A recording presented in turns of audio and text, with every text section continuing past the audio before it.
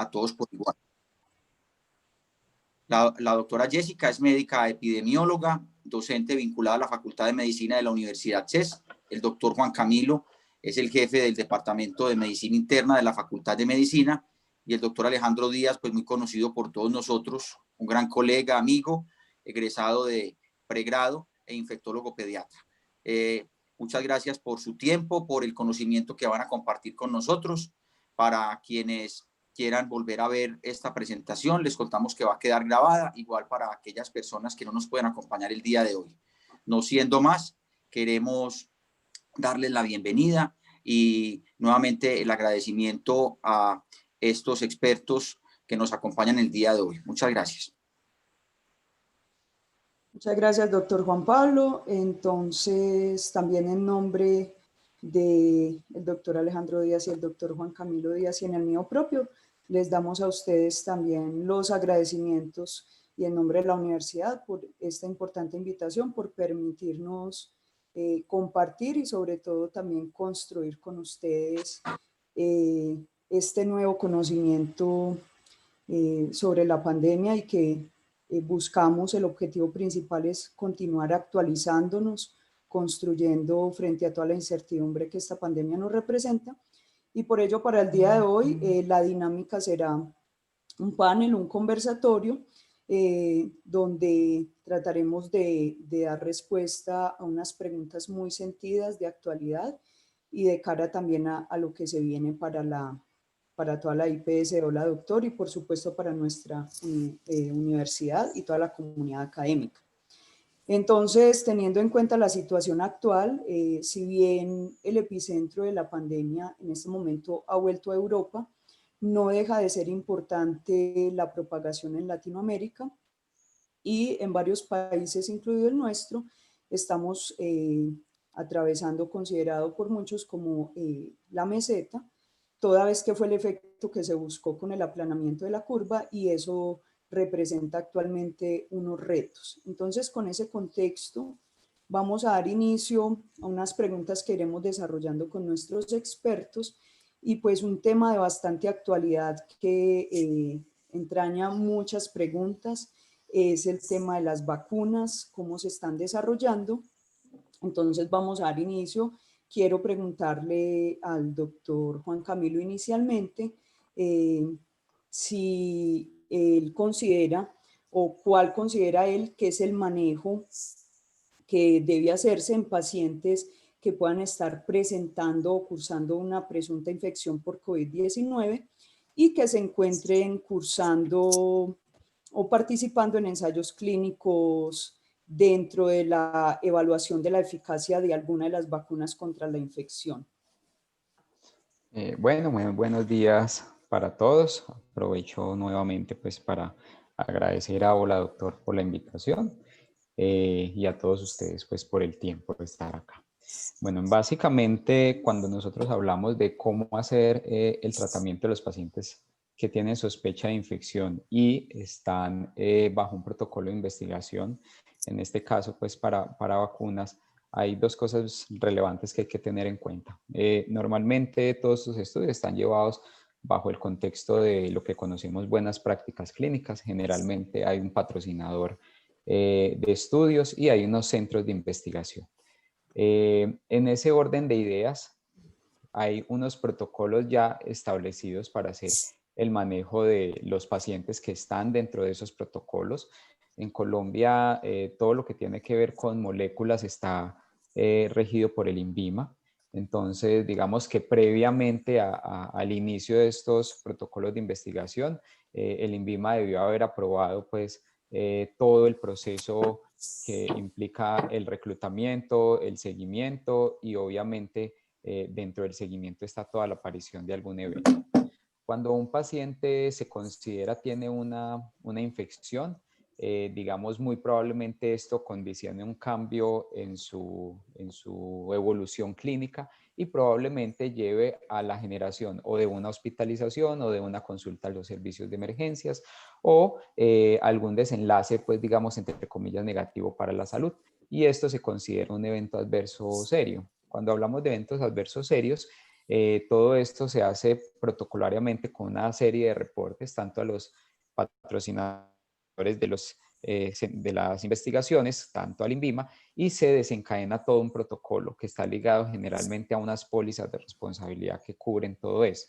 Entonces, básicamente el manejo que se le hace es lo ligado a lo que se conoce en la literatura, ¿sí? Si una persona tiene sospecha de infección, se hace toda la parte de tamización inicial con el fin de confirmar el diagnóstico y todos los marcadores de riesgo para determinar si el paciente tiene una infección confirmada y además de eso tiene una infección con parámetros, digamos, de severidad que puedan requerir alguna intervención. Pero todo esto, como les digo, amparados pues en la normatividad y bajo unos estatutos. Si ustedes en algún momento llegasen a tener uno de estos pacientes que están manejados dentro de un protocolo, el deber es comunicarse directamente con el investigador principal del estudio o con el centro donde se está llevando a cabo el seguimiento del paciente, ya que esto genera la activación de todo el protocolo pues, de eventos adversos y notificaciones. Muy bien, doctor Juan Camilo. Yo quiero resaltar lo que usted menciona porque puede ser la preocupación de muchos médicos que a su consulta o teleconsulta pueda llegar ocasionalmente algún participante. Sabemos que, como usted mencionaba, se están desarrollando algunos ensayos clínicos en Colombia. Muy sonado ha sido el estudio Sambol. Entonces, como otra pregunta que ha surgido, y usted lo mencionó y quiero que puntualicemos allí, uno sería la presunta infección por COVID-19 y otra cosa sería alguna enfermedad que se esté desarrollando por el uso de la vacuna. En ese momento puede ser difícil establecer para el médico que está atendiendo al paciente cuál es el tipo de vacuna, en cuál ensayo está participando y sabemos que esto va a depender. Entonces, podría haber algunos signos, algunos marcadores y algunas recomendaciones que pudiéramos hacer para diferenciar cuándo sería una enfermedad mediada por la vacuna o, como usted mencionó, un evento adverso frente simplemente al cuadro presunto de COVID-19. Sí, digamos que en términos generales uno esperaría que si una persona es vacunada, hay algunas, digamos, manifestaciones clínicas que son las reportadas en la literatura con diferentes tipos de vacunas. Y aquí es importante, digamos, si uno pudiese conocer el tipo de vacuna que se esté usando. No es lo mismo las vacunas que usan adenovirus para inocular pues una serie de antígenos, o no es lo mismo las vacunas que dependen de RNA o de DNA, ¿sí? Digamos que en términos generales, algunas tienen la capacidad de generar mayor respuesta inmune, entre comillas, que otro, y esos pacientes, por ejemplo, los que tienen virus vivos atenuados, tendrían la posibilidad de desarrollar mayor sintomatología dentro del contexto de lo que uno podría esperar, ¿cierto? Síndromes similares a una gripa, por ejemplo, malestar general o dolor o molestias en los sitios de aplicación. Digamos que todo eso depende como del tipo de la vacuna que se pueda estar aplicando. Sin embargo, no quiere decir que nosotros desestimemos alguna manifestación porque sea lo esperado para una vacuna. Como les digo, cuando se llevan a cabo todos los protocolos de investigación, cualquier evento que ocurra es considerado significativo porque estamos realizando una intervención. Entonces, desde un brote o un dolor en el sitio de la aplicación hasta la presencia de una respuesta inmunológica más grave, como puede ser un síndrome de liberación de citoquinas, por ejemplo.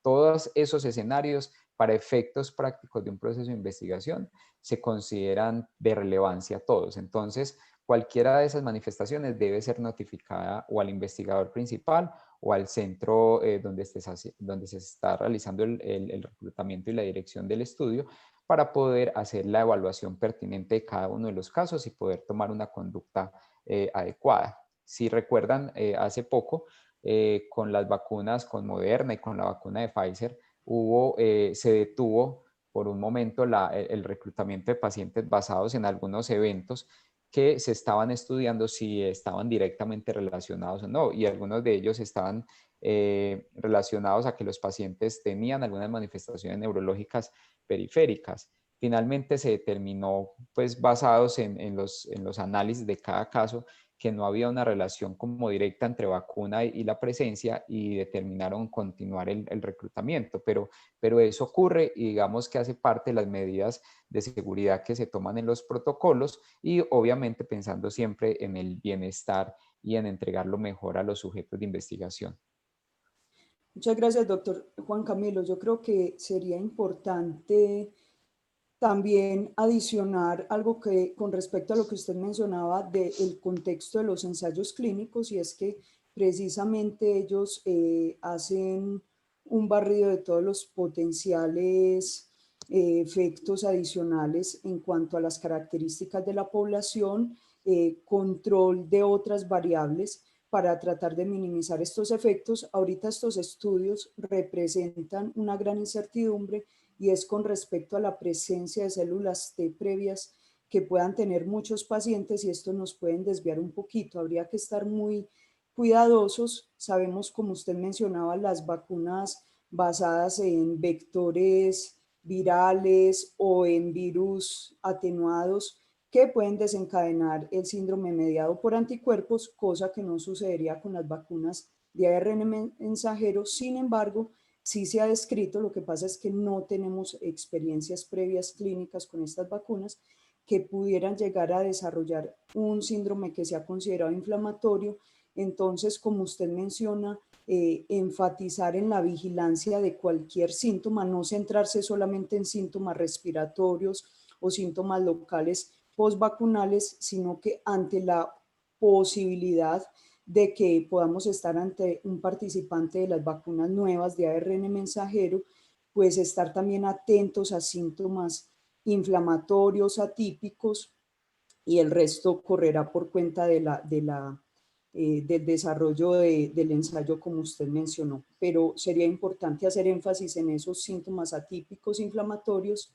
Y no sé si de pronto el doctor Alejandro tenga alguna consideración con respecto a la población infantil en la participación de estos estudios. Sabemos que ha sido limitada hasta el momento, pero de pronto algún comentario allí importante. Doctora Giraldo, muchas gracias. Buenos días a todos los asistentes y muchas gracias de nuevo por la invitación. No, realmente pues la parte pues de pediatría es donde menos información tenemos, porque muy pocos de estos estudios que se están realizando a nivel mundial cuentan con participación de niños. Algunos ya han empezado a incluir población adolescente por encima de los 10, 12 años, pero sabemos que en particular para la pediatría, digamos que nuestro foco de vacunación son básicamente los lactantes, pues es donde más vacunas se reciben a lo largo de la vida. Entonces, saber qué efectos sobre el sistema inmune van a tener estas vacunas y qué tipo de interacción van a tener con otras vacunas que ponemos para enfermedades inmunoprevenibles es absolutamente incierto.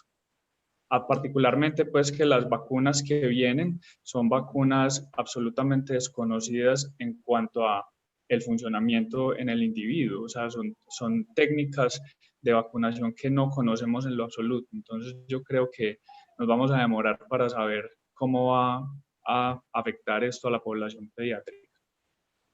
Doctor, muy importante eso, y por eso le hice la pregunta. Ha sido como el llamado de muchos investigadores, científicos y médicos, un poco preocupados por la poca representatividad de poblaciones importantes, como usted señalaba, los niños y los adolescentes, que cuando se miran los protocolos, sobre todo de los 10 últimos proyectos que van a la cabeza y que se encuentran más adelantados, algunos con resultados preliminares, realmente nos hemos dado cuenta que hay muy poca representatividad. Los niños y adolescentes, como usted menciona, han sido casi que sistemáticamente excluidos, y eso también desde el punto de vista asistencial y clínico pues nos debe llamar la atención en la importancia de estar muy prudentes, muy observadores en lo que pueda pasar de aquí en adelante, y cómo nos prepararíamos para cuando se llegue el momento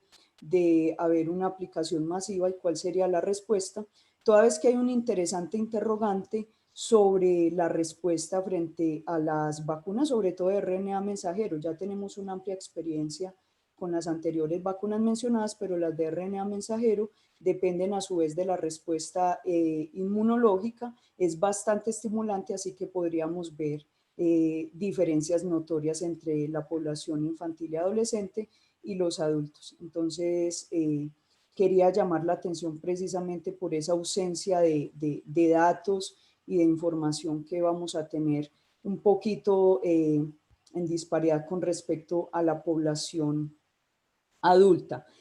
Quiero pasar ahorita al tema de las reinfecciones. Sabemos que actualmente una de las mayores incertidumbres tiene que ver con toda la respuesta inmunitaria que está generando el SARS-CoV-2, en muchas ocasiones distándose de los anteriores llamados ECOP, y sus parientes más cercanos. Entonces, doctor Juan Camilo, también una pregunta muy frecuente para nosotros ha sido ¿cuánto tiempo después de la primera infección podríamos considerar que hay una reinfección, o cómo podremos llegar a estimar ese concepto? ¿Cómo podríamos considerar que se trataría de una reinfección?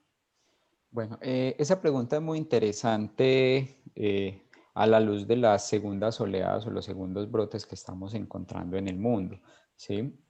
Básicamente, cuando nosotros pensamos en reinfecciones, tenemos que hablar directamente de la generación de la inmunidad por parte del individuo que ya ha sido afectado en una primera instancia. Y esa generación de inmunidad, ¿qué tan competente es para mantenernos protegidos por cierta cantidad de tiempo? Digamos que en la actualidad no hay ningún criterio ni clínico ni microbiológico para determinar reinfección, por lo que es muy difícil poder, digamos, determinar cuándo un individuo ha tenido una reinfección. Hasta ahora en el mundo se han descrito más o menos unos 4 casos documentados de reinfección, digamos, más allá de lo que sale en redes sociales y más allá pues como de la parte no académica. Hay 4 casos documentados, uno en Hong Kong, uno en Estados Unidos, uno en Bélgica, uno en Ecuador. ¿Y qué particularidad tienen estos pacientes que fueron reinfectados? Que se les ha determinado bajo la genotipificación del virus que pertenecen a diferentes linajes, ¿sí? Básicamente esa es la forma en que uno podría identificar que el virus es diferente. El paciente tiene unos síntomas asociados a infección viral, pero al momento de hacer la detección del virus es diferente al que tuvo en su primera infección. ¿Qué pasa con esto? Básicamente una persona puede tener síntomas que pueden ir desde los 60 días hasta los 140 y pico de días luego de una infección primaria, ¿sí? Y este periodo de tiempo, digamos, lo que sabemos hasta ahora es el tiempo promedio que la inmunidad nos protege. ¿Por qué? Pues básicamente porque es una enfermedad relativamente joven y los estudios que se han hecho hasta la actualidad no datan, no tienen datos más allá de 3 meses de seguimientos en términos de evaluación de generación de anticuerpos y otras cosas.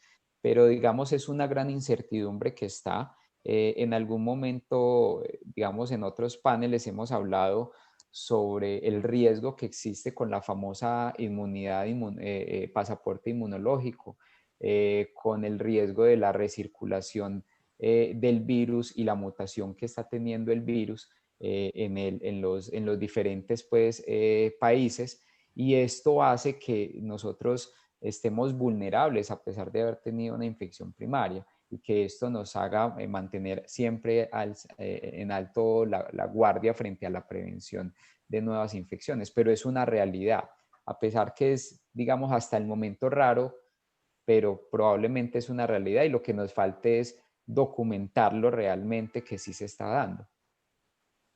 Yo creo que muy importante lo que usted menciona, doctor Juan Camilo, ante la dificultad que tenemos de poder documentar la reinfección. usted mencionaba que se debe hacer, lo que se debe hacer es aislar el virus y poderlo secuenciar totalmente y demostrar que hay cambios significativos para declararlos de linajes diferentes, pues tendríamos serias dificultades en poder estar haciendo esos estudios de aislamiento viral, toda vez que necesitan laboratorios de alta seguridad, que no contamos de hecho con ellos. Tendrían que ser muestras que primero hubieran sido adecuadamente guardadas para casi todos los pacientes y segundo mandarlos a procesar al Instituto Nacional de Salud y que a su vez ellos contacten los laboratorios, de manera que lo que nos ha referido la literatura hasta el momento, varios estudios, es esa preocupación por la gran subestimación que podemos estar empezando a tener frente a las reinfecciones,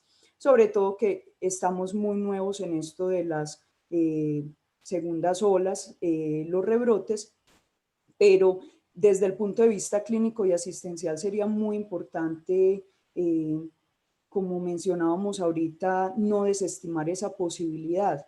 En ese sentido, doctor, que con toda esa incertidumbre y los pocos casos que han podido documentarse, seguramente habrán más, ¿qué tan probable pudiera llegar a ser en nuestro medio las reinfecciones frecuentes? ¿Qué luces podremos dar en cómo sabemos que vamos a tener esa dificultad de poderlas documentar como exige el criterio, pero qué pudiéramos decir que nos dé luces o pistas desde el punto de vista clínico y asistencial para sospecharla, para estar alerta, para que no se nos pasen algunos casos de este tipo? Yo creo que en principio, pues siguiendo lo que tenemos hasta ahora de evidencia, es pensar que en promedio una persona puede tener una protección, si lo pudiésemos llamar así, inmunológica alrededor de unos 3 meses. Vuelvo y te digo, no sé si sea más o sea durante pues, un periodo de tiempo más prolongado, pero hasta ahora los estudios nos dicen, vea, a los 3 meses empiezan a caer de manera significativa los anticuerpos neutralizantes y probablemente ese sea el escenario en el cual usted pueda estar más vulnerable. Obviamente acá no hemos hablado de inmunidad celular, que es algo que se está, digamos, pensando en relación a los otros mecanismos que existen para generar defensa. Pero yo diría, si después de 3 meses una persona vuelve a tener signos o síntomas que me impliquen una sospecha de infección por COVID, esa persona hay que considerar nuevamente realizar las pruebas diagnósticas y considerar si son positivas, que es una reinfección. Creo que eso es desde la luz de la literatura actual y digamos como recomendación en relación a lo que pudiese uno esperar, sería lo más aproximado que tendría pues para decir. De acuerdo, doctor. Yo creo que es esencial resaltar que todavía no se ha podido tener evidencia sobre el concepto de inmunidad de rebaño. Esto va a tener implicaciones para la efectividad de la vacuna, pero también para lo que usted menciona, que va a ser el manejo o enfrentarnos a posibles cuadros de reinfecciones, por lo que sería muy importante mantener el uso correcto de las pruebas a las que tenemos acceso, sea las pruebas de RT-PCR, sean las pruebas rápidas antigénicas o incluso en algunos contextos, dependiendo del tiempo de evolución, las pruebas rápidas serológicas. Entonces, no desestimar, ¿cierto? A veces somos los médicos los que vamos cayendo en falsas seguridades y eso lo transmitimos y es señalar que hay mucha incertidumbre, que no sabemos realmente cuánto va a durar, no tenemos estudios ahorita de eso que usted mencionaba de la inmunidad celular y nosotros tenemos diferentes coronavirus endémicos. Se ha visto que hay ya estudios que muestran cómo algunas poblaciones parecidas a las nuestras, al menos en la estacionalidad de varios coronavirus, tienen una presencia importante de inmunidad celular, células T que pueden estar mediando no solamente estas reacciones, sino también la gravedad de cuadros posteriores, de manera que no podemos ahorita echar mano del concepto de inmunidad de grupo más bien o de clúster, y no podemos estar transmitiendo esa confianza de que si ya fue infección, estuvo infectado previamente, el cuadro actual no se trate de una nueva posible reinfección, y tendríamos más que todo echar mano, repito, de las pruebas que hay disponibles. Yo quisiera preguntarle al doctor Alejandro qué sabemos actualmente sobre el tema de la reinfección con los niños, si hay diferencias con los adultos, si hay alguna evidencia que señale algo diferente.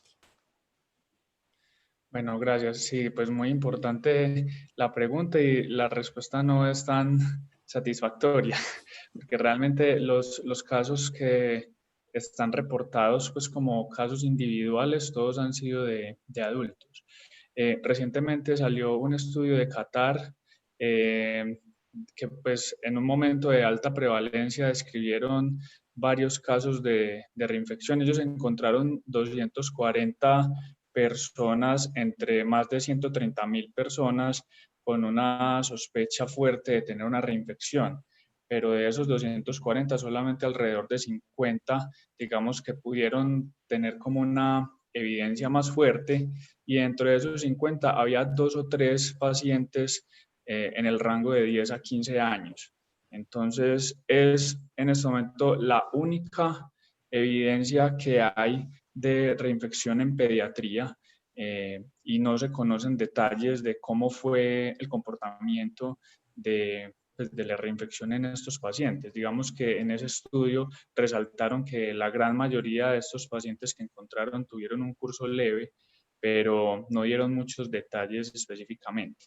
De nuestro medio, pues puedo decirles del voz a voz que habré escuchado un par de veces de colegas alrededor del país que han tenido casos que pudieran ser clasificados como reinfección, obviamente cumpliendo con los parámetros de definición que mencionaba el doctor Díaz previamente y usted, doctora, o sea, con evidencia de haber negativizado las pruebas durante la primera infección, haber mejorado los síntomas y luego de un tiempo volvieron a manifestarse con un cuadro clínico sugestivo, nuevamente con resultados positivos para las pruebas de coronavirus. Y al menos sé de uno de estos casos que se ha hecho el intento pues como por secuenciar el virus y determinar si la cepa es diferente o no. Entonces, pues es algo que es posible, o sea, con estas segundas olas y con el número de casos que tenemos actualmente, es perfectamente posible que ocurran. Sin embargo, yo sigo pensando, y lo que la evidencia muestra hasta ahora es que es una entidad supremamente rara, que la inmunidad parece ser duradera y no solamente dependiente de los anticuerpos, sino también de la inmunidad celular.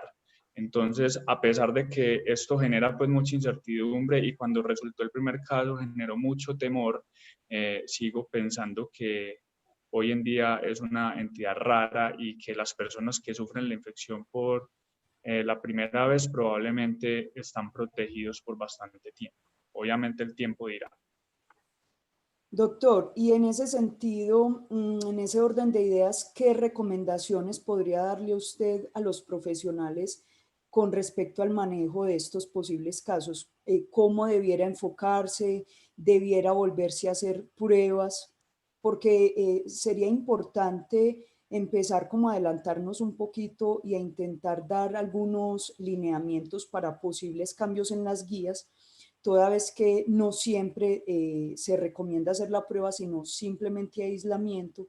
Entonces, ¿cuál creería usted que debiera ser el enfoque ante estos posibles casos? ¿Hacer o no pruebas tempranas? ¿Simplemente recomendar nuevo aislamiento?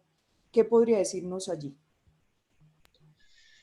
Bueno, yo pienso que pues para contestar esa pregunta, primero es importante dar como un contexto de los aspectos claves de la infección en pediatría, porque claramente hay ciertas diferencias que hay que resaltar. Entonces, hoy en día, después del tiempo que llevamos de pandemia, se sabe que COVID-19 afecta a los niños con menor frecuencia que a los adultos. Eso está absolutamente claro.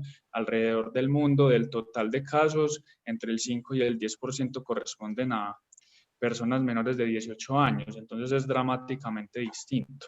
Entonces, ahí hay un tema con respecto a la transmisión, el papel que los niños juegan no está del todo claro, pero cada vez hay pruebas más consistentes que demuestran que los niños tienen una menor probabilidad de contraer la infección, y esto tiene ciertas diferencias con respecto a la edad. O sea, sabemos que los niños menores de 10 años se comportan muy diferente a los niños mayores de 10 años. Parece que los adolescentes tienen un comportamiento mucho más similar al del adulto joven y el del adulto mayor.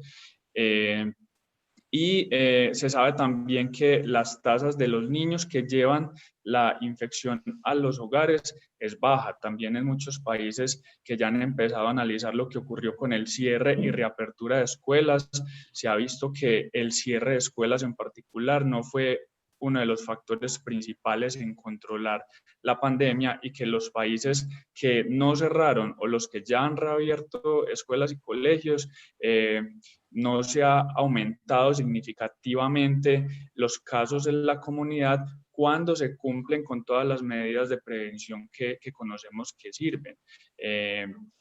Del distanciamiento social, del uso de mascarilla, de la higiene de manos. Con respecto a la parte clínica, definitivamente los niños, pues la gravedad es menor. La gran mayoría de los niños tienen una presentación asintomática o cuadros leves consistentes en una infección de vía respiratoria superior que puede ser indistinguible de cualquier otro resfriado o gripa común. Y a la hora de evaluar, por ejemplo, los parámetros de laboratorio y radiografías, igualmente son ligeramente diferentes a lo que se ha descrito en adultos, y las radiografías incluso pueden ser normales. En una minoría de los casos, los niños se presentan de forma grave que amerita hospitalización, pero de esos pacientes que se hospitalizan, menos del 1% requieren tratamiento en cuidado intensivo, y digamos que la mortalidad también es bastante diferente, mientras que en adultos alrededor del mundo se ha reportado entre 2 y 3%, en los niños es menos del 0.5% en la mayoría de las series. Entonces, como ven por las cifras, definitivamente el impacto y la gravedad de la infección es mucho menor en los niños. Existe cierta evidencia de transmisión vertical de la mamá al feto, pero es supremamente raro, y pareciera ser pues que en los recién nacidos la afectación no es diferente comparado con otros grupos, y sí se han empezado a ver unas poblaciones de mayor riesgo de sufrir formas graves de la enfermedad, como lo son los niños que tienen enfermedades cardiovasculares congénitas, enfermedades respiratorias crónicas, niños con problemas neuromusculares. Básicamente, pues esos grupos han demostrado como tener mayor probabilidad de tener una enfermedad grave. Doctor, y en cuanto al dime. Sí, y en ese sentido, teniendo en cuenta todo ese panorama tan especial en los niños, valdría la pena, por lo que usted decía, pueden ser incluso cuadros más a repetición, sobre todo si empiezan a interactuar, a ir a la escuela. Es mucho más fácil que los niños cursen con infecciones respiratorias estacionales. ¿Consideraría usted importante que esos niños estuvieran haciéndoles pruebas de PCR, intentando documentar si se trata de COVID-19? Sí, claro, y de ahí pues voy a contestar Perfecto. realmente la pregunta original que me hiciste, porque pues la idea era dar el contexto, pero sí, o sea, definitivamente el problema que tenemos en los niños es que también la circulación de otros virus respiratorios es mucho mayor que en los adultos, pues, y nosotros los pediatras conocemos lo que es el virus respiratorio sincitial, lo que es la influenza, lo que son los otros coronavirus, y otros virus respiratorios pues, que circulan muy comúnmente en todas las épocas del año.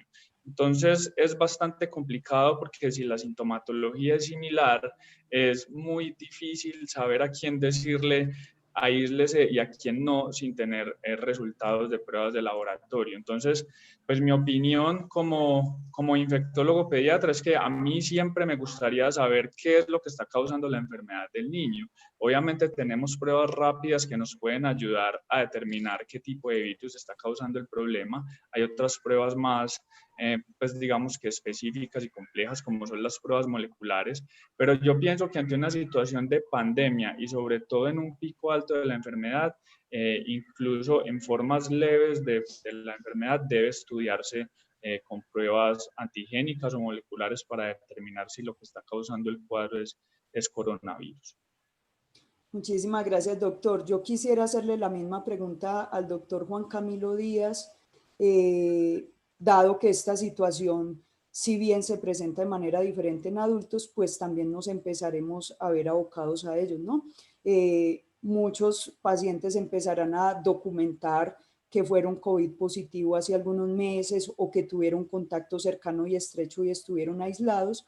Sabemos ahorita que desde el punto de vista de las guías, las recomendaciones, hay unas restricciones en ocasiones a poder acceder, sobre todo de manera oportuna y ágil a las pruebas. Y lo que se puede hacer en muchos casos, la mayoría de casos, es el autoaislamiento.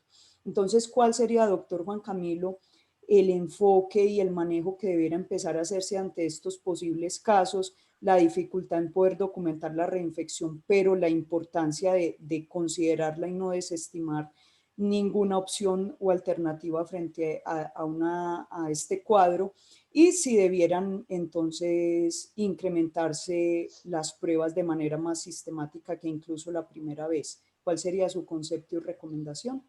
Bueno, digamos que todo esto parte de lo que la literatura nos vaya sedimentando. Digamos, hasta la actualidad, vuelvo y repito, no tenemos resultados más allá de 3 meses posteriores a los seguimientos. Dar una recomendación protocolaria desde una institución, digamos, empiezan a jugar otros factores, ¿sí? Factores como los costos para el sistema de salud, factores que vienen directamente ligados a la economía de las instituciones. Todos sabemos que una incapacidad de la persona que sea genera costos muy altos para la empresa, pero también para el asegurador y en general para el sistema de salud. Entonces, digamos que desafortunadamente esta pandemia nos ha llevado a saber qué cosas podemos hacer sistemáticamente y qué otras no deberían ser tan sistemáticas. Y el ejemplo es la individualización de cada paciente. O sea, si nosotros estamos frente a un trabajador que tiene contacto día a día con personas, puede ser un foco de diseminación, pues hombre, esa persona mínimamente debería tener un aislamiento preventivo por parte de sus coordinadores o sus directores, en primera instancia. 2, si determinar la positividad de la enfermedad puede generar acortar o extender el periodo de incapacidad o de aislamiento, creo que el mensaje es contundente. Sí deberíamos hacer pruebas a las personas con sospecha, básicamente porque tenemos, un estado de pandemia actual, virus circulante por todos lados, y que no tenemos la certeza real del tema de reinfección, ¿cierto? No sabemos números relacionados a eso. Entonces, yo creería que la respuesta sería sí, hágale a todas las personas que usted considere pueden tener una reinfección, documéntelo y en relación a eso haga las primeras medidas iniciales que son el aislamiento y de acuerdo a los resultados extienda o no el aislamiento como tal. Eso en primera instancia. En segunda instancia, hay poblaciones que hacen signos o síntomas leves de la enfermedad y no necesariamente tienen que tener incapacidad. Esto es muy importante porque hoy en día a todo el mundo le queremos hacer pruebas y digamos comercialmente en las instituciones se ha venido dando el fenómeno de mirar la seroprevalencia, ¿sí? Digamos que esto me parece a mí que tiene un sentido muy desde lo económico, ¿cierto? Para las empresas que venden las pruebas, básicamente porque cuando uno hace estudios de seroprevalencia, pues debe tener un fin, ¿sí? Desde el punto de vista epidemiológico, eso tiene una razón de ser y es decir, bueno, ¿cómo está la circulación actual del virus? Pero para una institución particular eso ni le quita ni le pone, a decir verdad. Entonces, estar haciendo pruebas y decir voy a aislar a todo el mundo porque tiene una prueba positiva, les acarrearía un montón de incapacidades. Yo lo que digo en relación a eso es, si usted considera que va a hacer esa estrategia es porque usted tiene una alternativa y un plan B, y su plan B debería ser servicios de telesalud o servicios de teletrabajo donde usted no tenga que empezar a aislar 14 días a los asintomáticos. ¿Sí? Entonces, digamos que aquí viene el tema de individualización. ¿Para qué voy a hacer la prueba y qué es lo que yo intento hacer? Entonces, uno lo puede ver de muchos escenarios, pero creo que este es el momento con lo que hemos aprendido de empezar a tomar unas decisiones un poquito más individualizadas y no tan generalizadas. De acuerdo, doctor Juan Camilo, yo quiero puntualizar esas dos cosas. Uno, el manejo personalizado, porque quiero también enseguida que hablemos, nos han hecho muchas preguntas muchos profesionales sobre esa alta heterogeneidad en el curso clínico. Entonces eso también nos obliga a empezar a trabajar en el sentido que usted menciona, individualizar. Y con respecto a las pruebas y a la necesidad de empezar a documentar, sería importante desde el punto de vista de la documentación, intentar establecer series, seguimientos que nos permitan tener un conocimiento más propio de lo local. ¿Cierto? Fíjense que tenemos que hacer referencia frecuente a literatura y evidencia que es externa, pero que si nosotros no generamos nuestros propios estudios, nuestra propia casuística, nos va a quedar siempre muy difícil conocer cómo se está comportando esa inmunidad. Entonces, cuando sea posible y el caso lo amerite, y también pensando no solamente en lo individual, sino en aportar en mejor información, mejores datos que nos sirva luego para documentar algo local, sería muy importante también darles enfoque, por supuesto el contexto institucional, el manejo de los recursos de manera óptima. Y lo segundo que usted mencionaba es el alcance de las pruebas de cero prevalencia. Infortunadamente, y a pesar de las recomendaciones tan enfáticas que se ha hecho desde la Organización Mundial de la Salud, los CDC, para Colombia, INVIMA, Instituto Nacional de Salud, MinSalud, que el alcance es estrictamente estudios epidemiológicos, sea para población general, sea para personal asistencial. Estas pruebas tienen poco alcance y pueden incluso ser contraproducentes del orden individual, es decir, determinar que un paciente tiene anticuerpos no nos va a servir para la toma de decisiones y al contrario puede ser contraproducente. Recientemente, en la última semana, publicaron un estudio en The Lancet donde se dieron cuenta incluso que muchos pacientes que hacían reinfección previamente habían desarrollado solamente anticuerpos tipo IgM y no anticuerpos tipo IgG.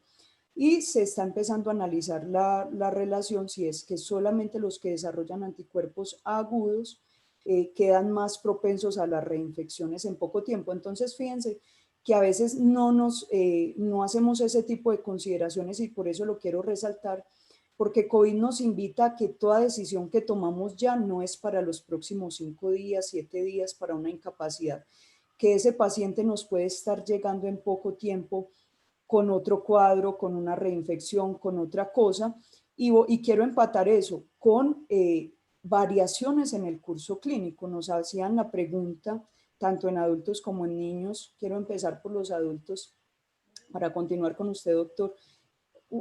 Se habla del síndrome post-COVID, síntomas residuales, personas que parece que resuelven el cuadro y luego retoman síntomas.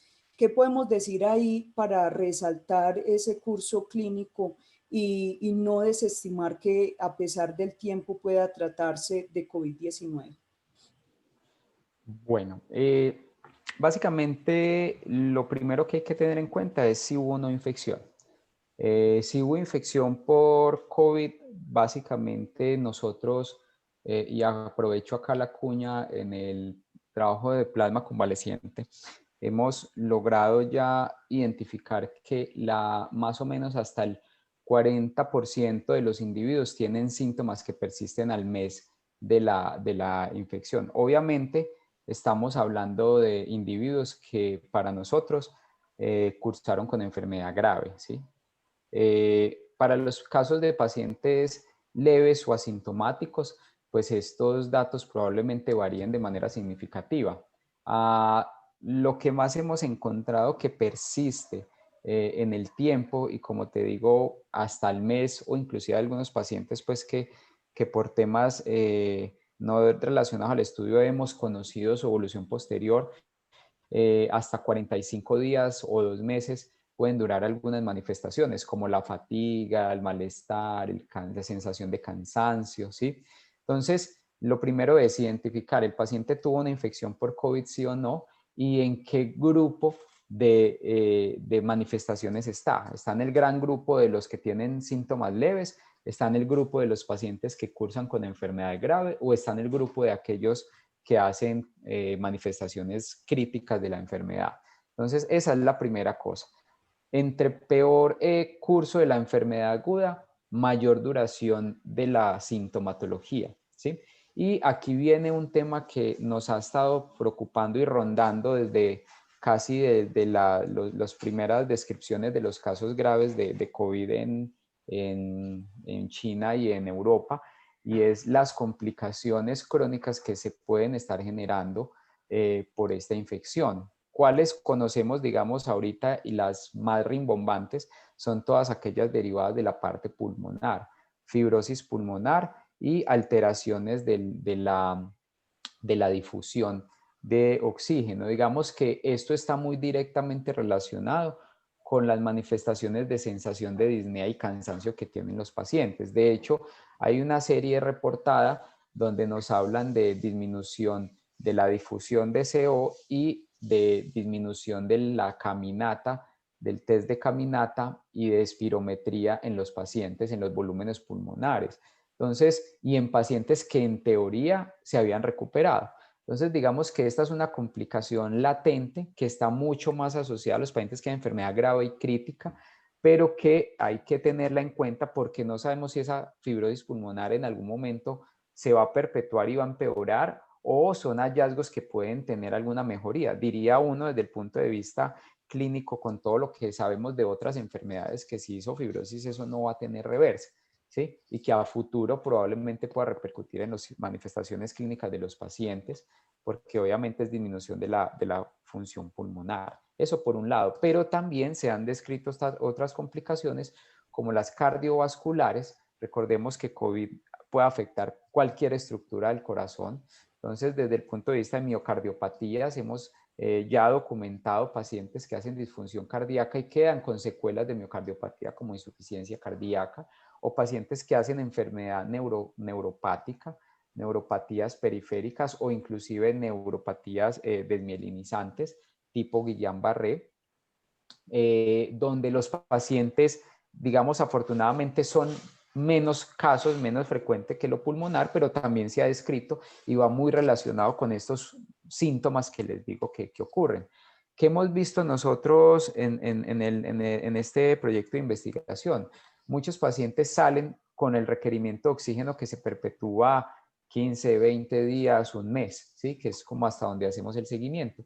Pero también los pacientes que llegan a necesitar cuidado intensivo salen con la patología del paciente crítico, ¿sí? Con neuropatía del paciente crítico. Muchos de ellos salen con traqueostomía o salen con necesidad de soporte en casa desde el punto de vista de terapia física o fisioterapia, porque salen con gran limitación funcional. Y digamos que hasta el mes que nosotros hacemos seguimiento de los pacientes nos damos cuenta de algunas cosas que pueden muy probablemente cronificar.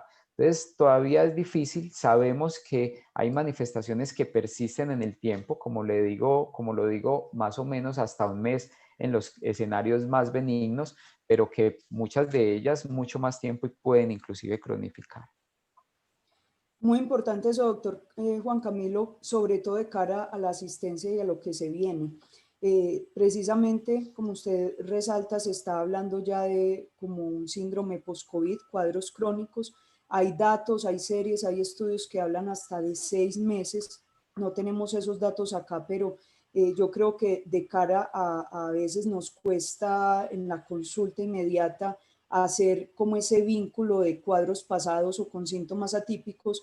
Ya China, como usted mencionaba, y otros países han empezado a montar centros de rehabilitación o centros para la consulta donde los pacientes que han tenido COVID o cree que tuvieron puedan empezar a recibir atención a estos síntomas, de manera que yo creo que una recomendación con base en lo que usted dice es prestar mucha atención a síntomas atípicos en personas jóvenes, más allá de que se haya en un primer momento podido documentar o no la COVID-19, es empezar como a abrir la mirada y considerar posibles cuadros crónicos, secuelas de COVID-19.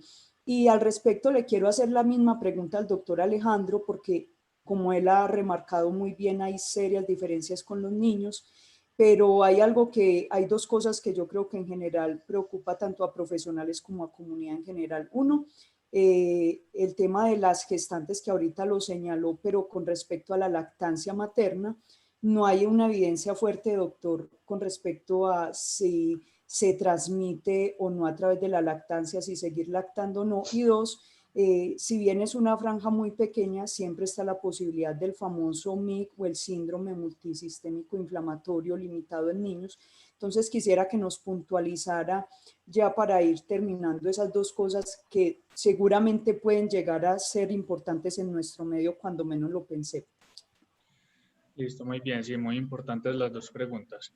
Con respecto a la lactancia materna, pues si bien el virus se ha encontrado en algunas mamás en la leche materna, no está demostrado que la lactancia materna sea una vía primordial de transmisión y definitivamente los beneficios de la leche materna son infinitamente superiores al riesgo de contagio por lactancia materna. Entonces, definitivamente en recién nacidos y en lactantes, la lactancia materna o la leche materna sigue siendo el alimento primordial y no se debe contraindicar ni se debe desestimar su importancia.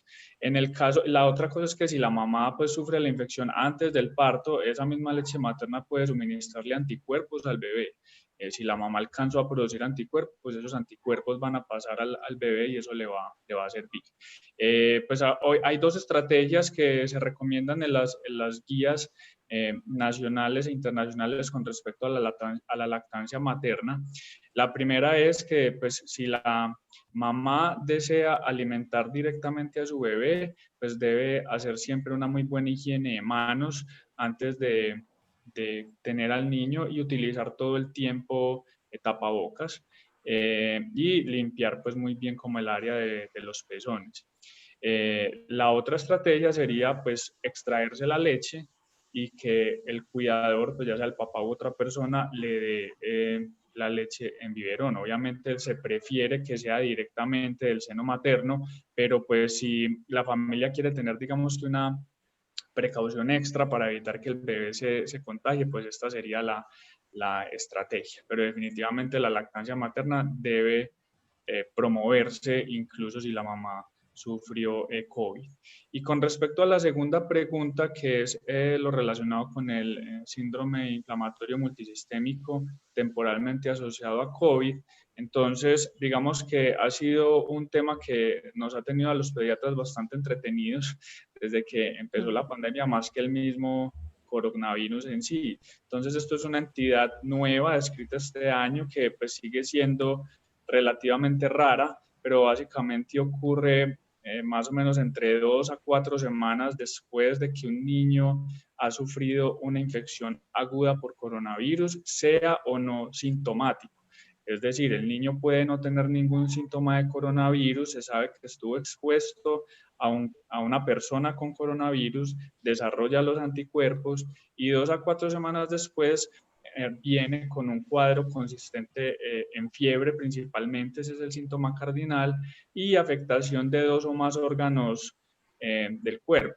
En general pueden tener problemas cardiovasculares, problemas del tracto gastrointestinal, pueden tener manifestaciones en piel, pueden tener, pues, digamos que múltiples manifestaciones clínicas, pero pues pueden ser muy inespecíficas y muchas veces pueden confundirse con otras entidades que vemos en pediatría, como lo son la enfermedad de Kawasaki o el choque tóxico relacionado con infecciones por Staphylococcus aureus o Streptococcus pyogenes, que son como digamos que los principales diagnósticos diferenciales. Entonces muchas veces llegan estos niños con fiebre, con realmente mucho compromiso del estado general, llegan con estas manifestaciones clínicas y realmente la única evidencia que se tiene es que de pronto semanas atrás tuvieron contacto con una persona con coronavirus. En este síndrome se caracterizan por tener mucha inflamación, entonces al hacer los exámenes de laboratorio se ve que tienen reactantes de fase aguda muy elevados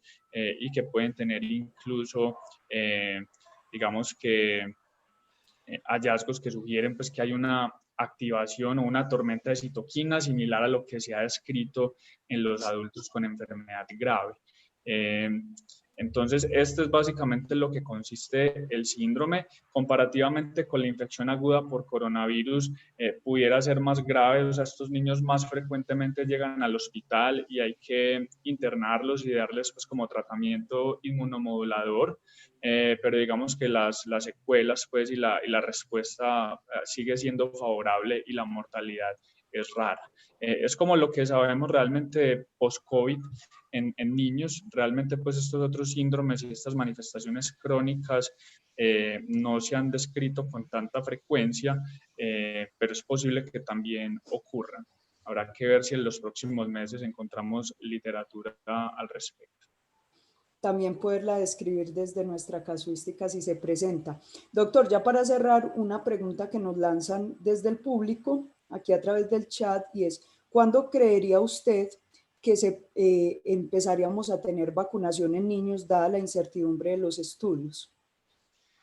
Sí, pues realmente es muy incierto porque pues incluso estamos, digamos que a nivel mundial se espera que para diciembre, enero, las primeras vacunas empiecen a distribuir en otros países. No sabemos cuándo van a llegar acá. Yo entiendo pues que el ministerio ya está trabajando para conseguir vacunas para nuestro país y algunos ensayos clínicos se están haciendo, pero realmente sin saber qué va a pasar con la distribución en adultos y cuándo va a empezar, es mucho más incierto saber qué va a pasar con la distribución en niños porque tenemos que esperar los estudios. Y obviamente las vacunas en adultos se investigaron en tiempo récord, estamos hablando de 10, 12 meses. Pues yo esperaría y soy optimista de que los estudios en niños ya con la información que tenemos se puedan realizar en menos tiempo. Pero yo pues creo que no anticiparía que antes de 2022 podamos tener algo medianamente sólido para considerar vacunar a la población infantil. Muchísimas gracias, doctor. Bueno, siendo las 8 en punto, entonces damos por terminado este conversatorio. Yo creo que a modo de gran conclusión, con base en lo que nos dijeron el doctor Juan Camilo Díaz y el doctor Alejandro Díaz, es muy importante hacer esa clara